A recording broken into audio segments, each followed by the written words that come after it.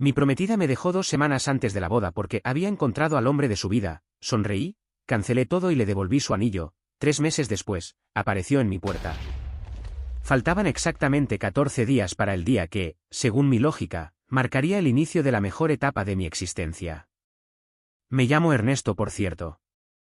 Mi mente no descansaba un solo segundo, pero era ese cansancio dulce y reconfortante de quien ve un sueño monumental materializarse paso a paso. Revisaba obsesivamente la lista de 200 invitados, confirmaba los arreglos de orquídeas blancas que a ella tanto le apasionaban.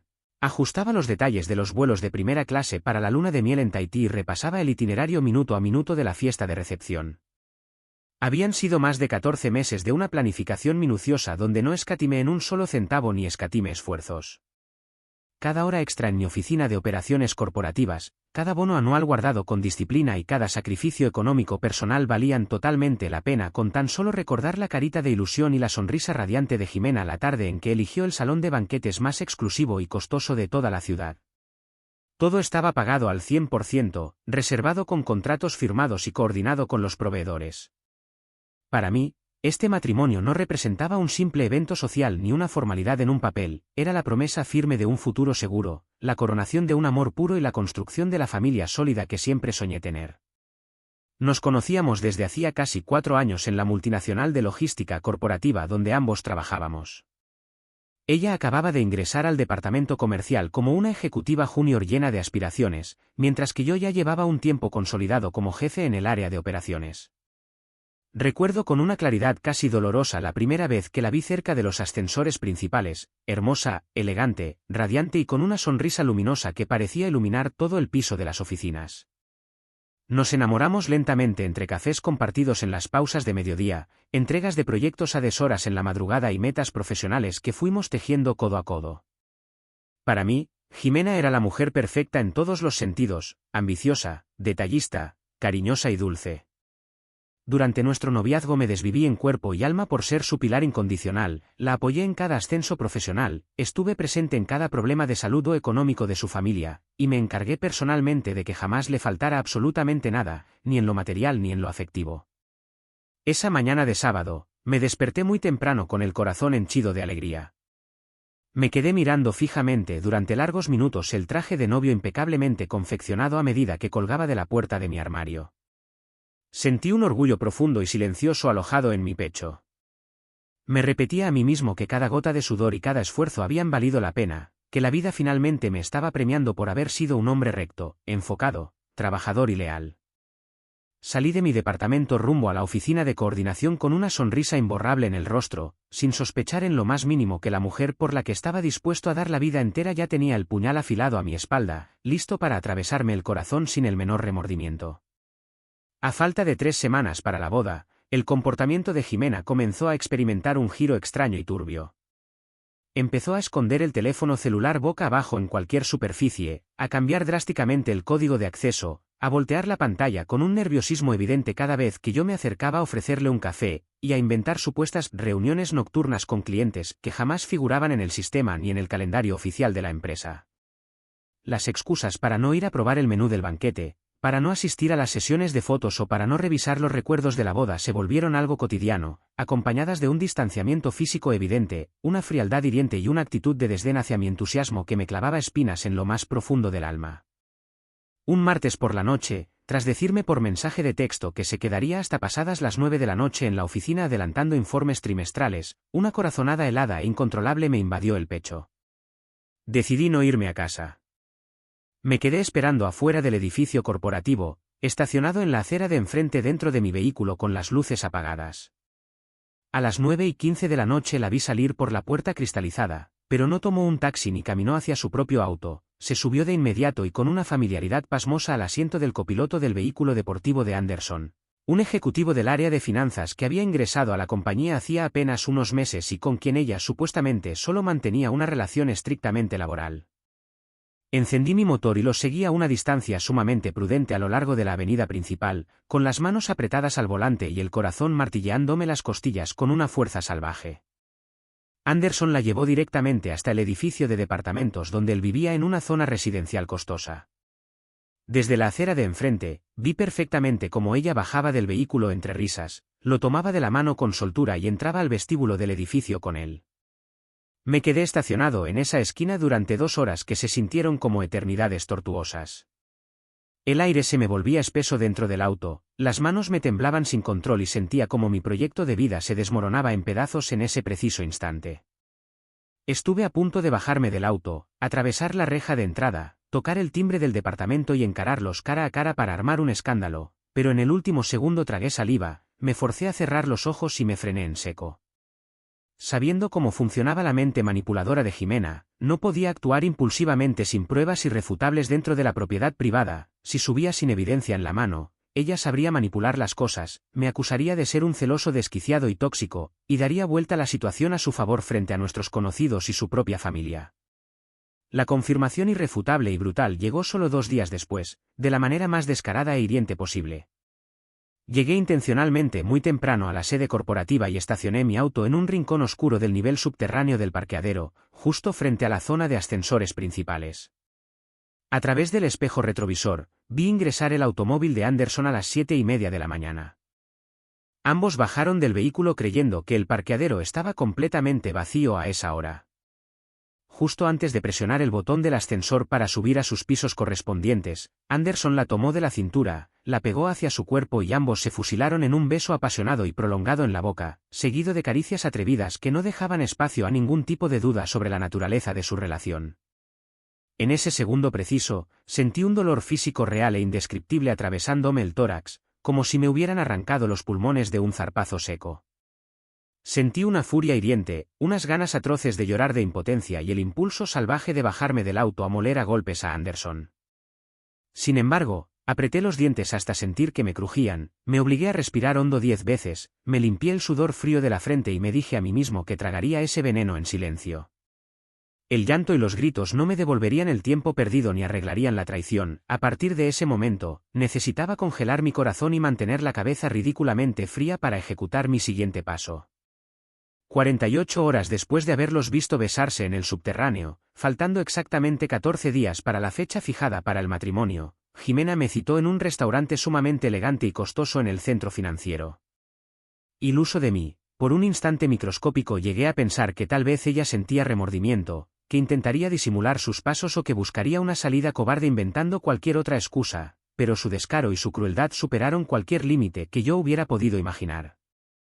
Sentada al otro lado de la mesa, mientras saboreaba una copa de vino costeada con mi tarjeta, se quitó el anillo de compromiso con una frialdad espeluznante, lo puso sobre el mantel de tela blanca y me soltó la bomba sin el menor atisbo de temblor en la voz ni una sola lágrima en los ojos. Me dijo que la boda quedaba cancelada definitivamente porque había encontrado al verdadero hombre de su vida en Anderson y que no estaba dispuesta a casarse conmigo por mero compromiso ni por compasión.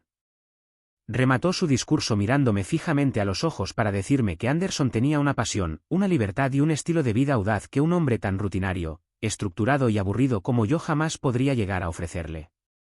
Esa misma tarde, el impacto de la noticia sacudió a toda su familia. Los padres de Jimena, 2 personas mayores, honestas y trabajadoras que me querían exactamente como a un hijo biológico por todo el respeto, el apoyo financiero y la dedicación que les había brindado durante 4 años, se enteraron de la cancelación directa por boca de ella. Mi ex-suegro, un hombre de valores intactos, me llamó por teléfono con la voz completamente rota y ahogada en llanto, pidiéndome por favor que fuera a su casa esa misma noche porque necesitaban hablar conmigo. Cuando crucé la puerta de su sala, me encontré con un escenario desolador. Sus padres estaban sentados en el sillón, atónitos, avergonzados y profundamente deshechos por dentro. No podían comprender ni asimilar cómo su hija había sido capaz de tirar a la basura de la noche a la mañana 4 años de una relación sólida, sana y próspera con un hombre enfocado, educado y trabajador, solo por aventurarse en una pasión de oficina con un sujeto recién llegado. Mi ex-suegro tomó mis manos con fuerza, me pidió disculpas entre lágrimas a nombre de su apellido y me aseguró rotundamente que ni él ni su esposa respaldarían jamás semejante locura descarada, ni entendían qué clase de veneno se le había metido a su hija en la cabeza para pisotear a quien tanto la había amado. Al día siguiente de la reunión con mis ex-suegros, Jimena me llamó hecha una fiera y me citó en un restaurante exclusivo. Tenía la voz alterada, cargada de una indignación ridícula y un cinismo insoportable. Apenas me senté a la mesa, ni siquiera esperó a que ordenáramos agua, me miró fijamente a los ojos con pura rabia y me soltó el reclamo a bocajarro, ¿Con qué derecho fuiste a victimizarte con mis padres? Eres un manipulador. No tenías por qué ir a meterlos en esto ni ponérmelos en contra. Me reclamó agriamente que sus padres la habían llamado a gritos, desheredándola moralmente y exigiéndole explicaciones por haber dejado a un hombre impecable por un aparecido. Con un descaro absoluto, me exigió que le aclarara a su familia que todo era una decisión madura, rematando con aire de superioridad: quiero que entiendas de una buena vez que encontré al hombre de mi vida en Anderson. Él me da una pasión y una libertad que tú jamás podrías darme. Acepta que se acabó y deja de buscar a mi familia. Mientras ella escupía sus palabras convencida de que me estaba destrozando el orgullo y esperando un despliegue de drama, llantos o ruegos, mi reacción automática la dejó helada, la miré fijamente y le sonreí abiertamente en la cara. Fue una sonrisa serena. La sonrisa de un hombre que ya sabía la verdad, que los había visto besándose en el parqueadero y que entendía que ella estaba caminando ciega directo a un abismo que ella misma había cavado. Al ver mi sonrisa tranquila, el rostro de Jimena se desencajó por completo. La arrogancia se le transformó en desconcierto. Sin perder la compostura, me quité el anillo de compromiso del bolsillo, se lo puse suavemente en la palma de la mano, le cerré los dedos sobre la joya y le respondí con absoluta calma: no fui a victimizarme, fui a despedirme de dos personas decentes que me trataron con respeto. Te regreso tu anillo y te deseo la mejor de las suertes con el hombre de tu vida. Me levanté de la mesa y me fui, sabiendo que un simple escándalo por un beso no bastaba para destruirlos. Tenía que fingir resignación para que bajaran la guardia mientras yo armaba pacientemente la trampa definitiva. Durante 90 días soporté el dolor de la traición en la soledad de mi departamento, canalizando cada gota de mi dolor en una paciencia fría y metódica. En la empresa, Jimena y Anderson se volvieron descarados, creían que me habían derrotado y presumían su romance frente a todos. Sin embargo, lo que ellos ignoraban era que mi puesto como jefe de operaciones me otorgaba acceso técnico ilimitado a las salas de servidores y a los sistemas de videovigilancia corporativa. Me dediqué a estudiar minuciosamente sus rutinas y puntos ciegos. Sabía que la prepotencia y la sensación de impunidad en la que vivían los llevaría a cometer un error irreparable dentro de las instalaciones. El momento perfecto llegó exactamente una noche de viernes. Mucho después del cierre de turno, ambos se quedaron a solas en la sala de conferencias ejecutivas del directorio. Creyendo que las cámaras estaban apagadas, mantuvieron relaciones explícitas sobre la mesa principal de caoba. Lo grabé todo en ultra alta definición desde dos ángulos diferentes. Guardé el archivo cifrado y redacté una denuncia anónima e irrevocable por falta grave al código de ética. Envié el vídeo sin censura directamente a la Gerencia General, al Comité de Ética y a la Dirección Global de Recursos Humanos. Además, se lo mandé de forma privada a mis ex-suegros para que vieran la verdadera calaña de su hija. A la mañana siguiente, la seguridad escoltó a Jimena y a Anderson a la calle, los despidieron de forma fulminante, sin un centavo de indemnización y con el expediente manchado para siempre.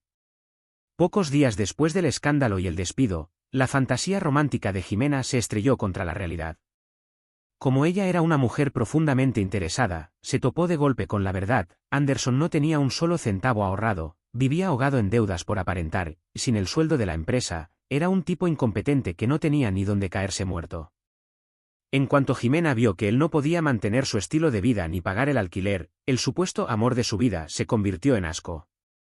La relación colapsó entre peleas miserables hasta que ella lo abandonó. Por si fuera poco, cuando intentó pedir ayuda a sus padres, su propio padre la corrió de la casa por la vergüenza del vídeo que les envié, dejándola absolutamente sola y en la ruina. Todo eso me dijo mi ex-suegra. Una noche, el timbre de mi casa sonó.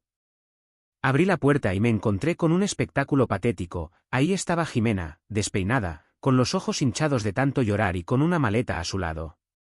Se arrojó a mis pies rogándome perdón, jurando que perder el trabajo le hizo entender que yo era el único hombre verdadero, que lo de Anderson fue un error y que quería recuperarme. La miré desde arriba con la misma calma helada con la que le sonreí en el restaurante. Le eché en cara que no volvía por amor, sino porque se le había acabado el dinero y porque el muerto de hambre de su amante no pudo mantenerla. Le dejé en claro que su avaricia y su falsedad la llevaron al lugar miserable que se merecía. Antes de que pudiera decir otra palabra, le cerré la puerta en la cara de un solo golpe, dejándola llorando en el pasillo mientras yo volvía a respirar en absoluta paz. Esa noche, dormí pensando en todo lo que había pasado. A partir de esa misma noche, la desesperación de Jimena se convirtió en una persecución sofocante. Durante días y semanas consecutivas, mi teléfono no dejó de sonar un solo instante. Me bombardeaba con llamadas a cualquier hora, mensajes kilométricos llenos de súplicas, correos electrónicos desesperados e incluso notas que dejaba con el conserje de mi edificio.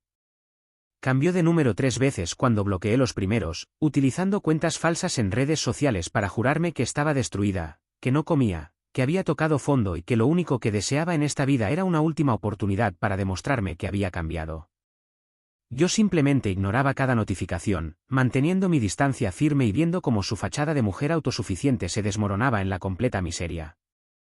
La situación dio un giro inesperado un mes después, cuando recibí una llamada que no pude ignorar. Era mi ex-suegro. Su voz al otro lado de la línea no tenía nada del tono firme de antes, sonaba quebrada, cansada y cargada de una pena profunda. Me pidió que nos viéramos para tomar un café.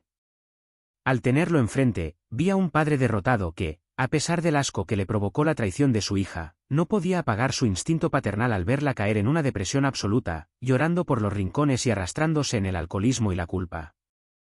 Con la mirada baja y los ojos llorosos, me tomó las manos y me dijo: Ernesto, hijo, sé que no tienes ninguna obligación y que ella no se merece ni el aire que respira, pero te lo pido como un favor personal para mí. Habla con ella una sola vez, dale un cierre de frente. Verla sufrir así me está matando en vida a mí también. Solo escúchala 10 minutos y dile lo que tengas que decirle, pero hazlo por la paz de este viejo que te sigue estimando. Por el respeto y el cariño genuino que le guardaba a ese hombre, acepté. Nos citamos en una cafetería neutral. Jimena llegó hecha un trapo humano, demacrada, sin una gota de maquillaje, visiblemente delgada y con una mirada de suplicante que daba lástima. En cuanto se sentó, intentó tomar mis manos, pero las retiré de inmediato sobre la mesa. Durante 15 minutos rompió en llanto, pidiéndome perdón por cada mentira, jurando que haber perdido su trabajo y su dignidad le enseñó a golpes el valor de un hombre de verdad, y rogándome que, si no podíamos volver como pareja, al menos le permitiera ser mi amiga o mantener el contacto para demostrarme su arrepentimiento con el tiempo. La escuché en absoluto silencio, sin mover un solo músculo del rostro. Cuando terminó de desahogarse, me acomodé en la silla y la miré fijamente a los ojos con la frialdad de un juez dictando sentencia. Le dejé en claro que si estaba sentado ahí no era por ella, sino por el respeto hacia el hombre honesto que era su padre. Le dije sin rodeos que el perdón era algo que debía buscar con su propia conciencia, pero que en mi vida no había espacio para ella, ni como pareja, ni como amiga, ni como una conocida a la que le diera el saludo en la calle. Le aclaré que la confianza destruida por la codicia y la traición jamás se recupera, y que su dolor actual no era arrepentimiento real, sino la pura consecuencia de haberse quedado sin nada. Le prohibí volver a buscarme o usar a su familia como puente. Me levanté de la mesa dejando el pago del café sobre la superficie y caminé hacia la salida sin volver la vista atrás, cerrando ese capítulo de mi vida con una paz absoluta e inquebrantable. Llegué a mi departamento, cerré la puerta con llave y me serví un vaso de agua. En el fondo, sin desearle el mal a nadie, me dije a mí mismo que ojalá la vida le enseñara a madurar, que pudiera sanar su ambición desmedida y que todo le mejorara en el futuro para que encontrara paz. Pero esa historia ya no era mi asunto. Me acomodé en el sillón, respiré hondo y sonreí al saber que mi vida finalmente estaba lista para empezar de nuevo. La verdad es que lo de Jimena es de una bajeza destructiva horrible. Tirar a la basura años de un proyecto de vida real, con un tipo que la respaldaba en todo, solo por la calentura del momento y el brillo falso de Anderson, te deja ver lo podrida que estaba su escala de valores. Lo más descarado no es solo la traición, sino la arrogancia. Cancelarle la boda a 2 semanas, echarle en cara que no era suficiente hombre, y encima indignarse y gritarle porque él fue a despedirse de sus padres. Esa capacidad de victimizarse y culpar al otro cuando eres tú quien está actuando como una porquería es el sello de una persona narcisista e interesada. Y ni hablemos de Anderson, un tipo sin columna vertebral que solo sirvió para el capricho, y terminó demostrando que era un cascarón vacío. Cuando una persona te traiciona de esa forma tan ruin, lo mejor que puedes hacer es cerrarle la puerta para siempre. Desearle que ojalá cambie para que no destruya a alguien más, y seguir tu camino en paz. Jimena se quedó con la ruina que ella misma cosechó, y Ernesto se quedó con lo más valioso, su dignidad. Bueno, como digo siempre, like y suscríbanse si les encantó. Chao, los quiero.